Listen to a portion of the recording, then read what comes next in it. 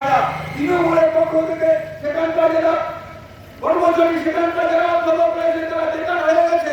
আমরা ক্ষমতায় এলে আমরা এই মধুসূদন কলেজকে আবার পুনর্স্থায়ীকরণ করবার জন্য লড়াই আন্দোলন করবো এবং সেটাকে চালু হবে।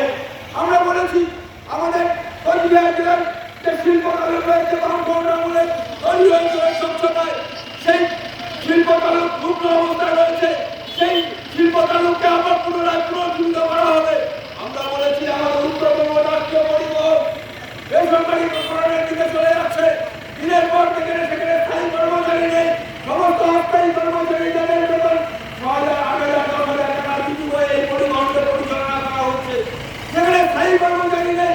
আমরা ক্ষমতায় এলে এই উত্তরবঙ্গ রাষ্ট্রীয় পরিবহনকে আবার পুনর্জীবিত করা হবে।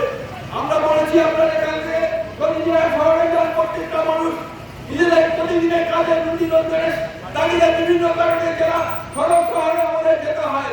আমরা দেখেছি এই যে দোসর ব্রিজ রয়েছে, সেই দোসর ব্রিজে একটা যানজটের সমস্যা রয়েছে, রেল লাইন রয়েছে, সেই রেল লাইনের সমস্যা রয়েছে। সেই জন্য আমরা বলেছি ফাঁসির দেওয়া ঘাট দীর্ঘদিন ধরে আমরা লড়াই আন্দোলন করছি। আপনারা জানেন বিভিন্ন সময় কত সভা অবরোধের মধ্য দিয়ে আমরা বামপন্থীদের পক্ষ থেকে লড়াই আন্দোলন করে আসছি। আমরা বলছি আগামী বিধানসভায় যদি আমরা ক্ষমতায় আসি তাহলে ফাঁসির দেওয়া যে ঘাট রয়েছে সেই ফাঁসির দেওয়া ঘাটের নীতি হবে যেহেতু আমাদের পক্ষ থেকে করা হবে। তাহলে কি হবে, এই মাথাভাঙা শীতলকুচি এবং এখানকার জমালদা থেকে শুরু করে এই এলাকার সমস্ত মানুষ এখান থেকে যাতায়াত করতে পারবে, তাদের সুবিধা হবে। এই সমস্ত এবং আমাদের কৃষি ভিত্তিক শিল্প স্থাপন আমাদের জেলায় করতে হবে। আমাদের জেলায় পাট শিল্প, তামাক শিল্প সবচেয়ে প্রধান উৎপাদন।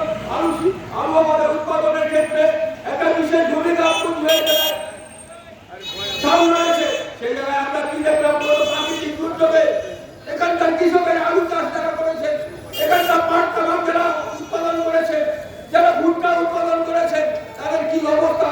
তারা যারা উৎপাদন করেছে শিলাবৃষ্টিতে প্রায় বেশ কয়েকশো একর জমি তাদের তামাক নষ্ট হয়ে গেছে, ভুট্টা নষ্ট হয়ে গেছে, আলু পচে গেছে।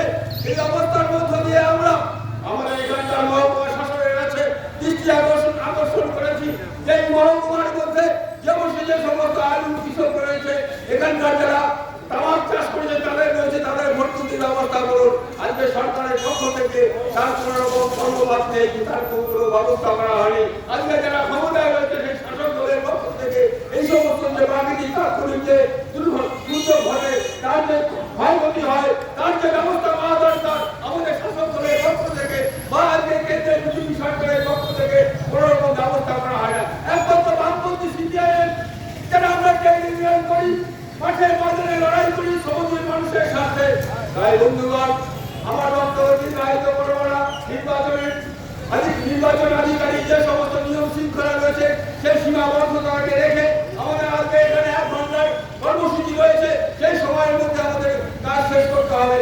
তাই আগামী 23শে এপ্রিল বিধানসভা যে নির্বাচন হচ্ছে, আপনাদের কেন্দ্র মাথাভাঙা কেন্দ্রে আমাদের ছাত্র শিক্ষক, প্রাক্তন শিক্ষক, রিজিগঞ্জ হাই স্কুলের প্রধান শিক্ষক ছিলেন আমাদের খগেন চন্দ্র বর্মনকে কাছে হাতে টাকা দিলে সমগ্র মানুষের সামনে তাদেরকে ভোট দিতে হবে। আমাদের শীতলকুচি কেন্দ্রে 5 জন, শীতলকুচি কেন্দ্রে আমাদের আইনজীবী নবনিযুক্ত অধিকারীকে কাছে হাতে টাকা দিলে ভোট দিতে হবে।